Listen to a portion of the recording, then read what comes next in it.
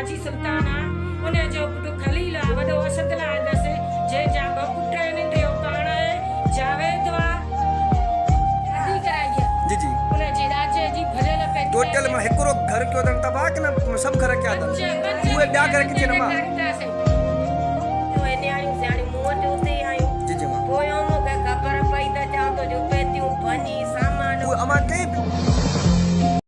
Ranipur reporter सिराब loss Ranipur लग झंडो मशाइक कम लगी उसी झंडो मशाइक करीब गुड हाजी करीम बख्श हंगोरों में कुछ ॾींहं पहिरियां ज़मीनी तकरार ते गरीब पोरियत गुलाम अकबर हंगोरो जी ज़मीन ते कब्ज़ो करे हथियार खणी मास्टर खलील हंगोरो पंहिंजे भाइरनि पुटनि भाणजनि ऐं भाइटनि सां गॾिजी ज़ोरी ज़मीन ते कब्ज़ो करे वण वॾे पोरियत गरीब गुलाम अकबर हंगोरो जे पुटनि भाणजनि ते हमिलो करे फायर हयां जंहिंमें मास्टर खलील हंगोरो जे दर जे माण्हू अली हसन हंगोरो खे अबीर हंगोरो बल्द असद उर्फ ख़ान हंगोरो जी गोली लगी मरहूम अली हसन हंगोरो जंहिंजे नतीजे में तॾे ते फोत थी वियो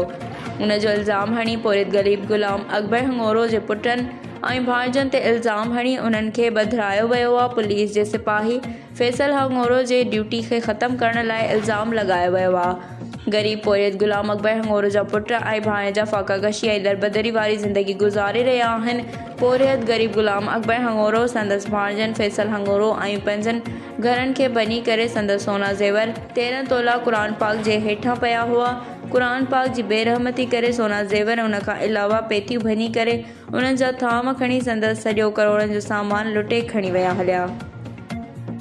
के के फायर क्या सुबह आई ता सामान के लगाया ने वाजिद एकड़ो उबेद जी जी खून कयो जी जी मां जी वो वाजिद उन्हें बना उबेद जे जी जी उते चयो भेण गया आज मरियो पो उन्हें जो कयो त अली वनी गटर जे भित ते किरियो अच्छा किरियो पोने के गिले गिले आई तमा दे घर में जो हे जो सामान आयो के चोरी कियो आ यो हजूर दियो न हजूर पे को हजूर पे को उनमें उबेद वाने में वाजिद वा मजीद वा आई तमा एसएसपी जा खैरपुर डीआईजी जा ने के छाता चवण चाहो तवा असा जो चवण यो या त असा जो हक करे इनकारी करे अच्छा असा बेगुनाह असा जा भाई बे घर का बे घर क्या पे आने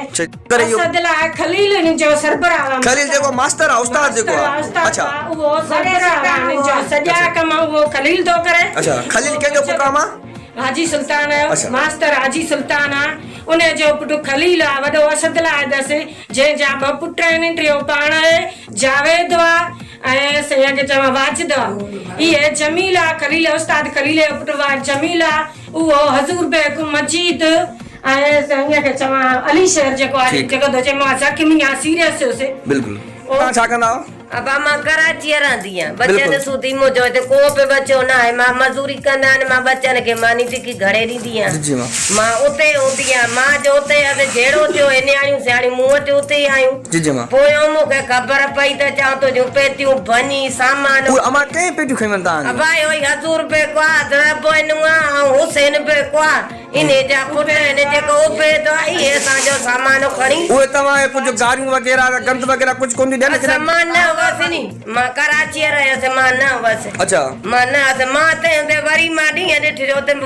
जी मां वारा बदान पुलिस जिनके हथियार जावेद के हथियार हो उनन के पुलिस पकड़ियो ही ना असा दाऊ पे क्यों सा बेकसूर मुझे पाण